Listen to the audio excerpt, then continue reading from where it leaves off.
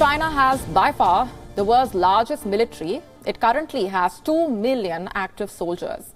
Its military might is incomparable to Taiwan's, an island that has been standing up to Beijing.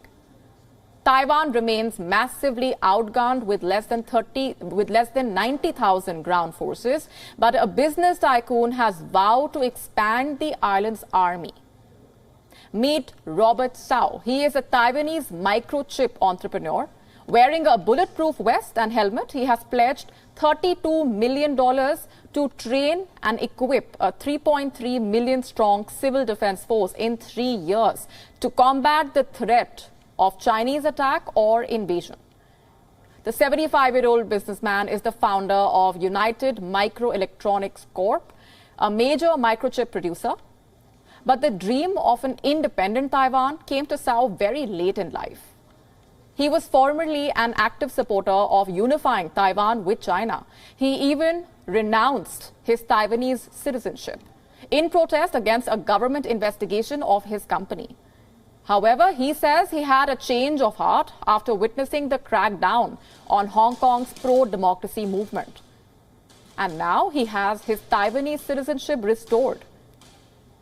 Tsao says he wants to die in Taiwan and stand with its people. China is bent on attacking Taiwan. No matter how friendly you are to them, or if you say things like two sides are one family, they are all not going to help.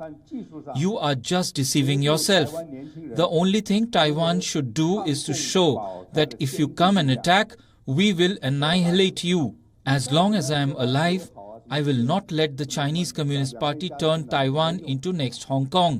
This is my pledge to you. For decades, Taiwan has lived alongside China's threats, but the saber-rattling has become more pronounced under Xi Jinping. Xi Jinping is on the cusp of securing an unprecedented third term later this year, and he has made overtaking Taiwan a key part of his national rejuvenation goals.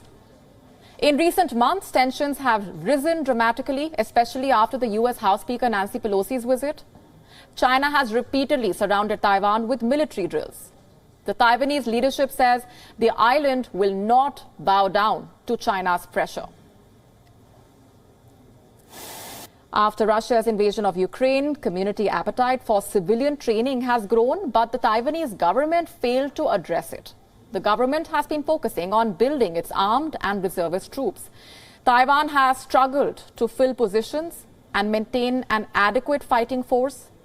Strategists have increasingly pushed Taipei to adopt a porcupine strategy of asymmetric warfare, which would include civilians to fight. And just like Ukraine, Taiwan faces threats posed by a giant authoritarian neighbor. Kiev has set an example of how massive armies can be resisted by a much smaller but determined defender.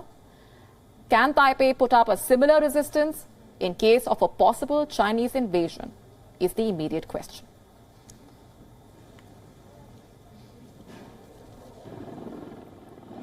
WION now available in your country. Download the app now. Get all the news on the move.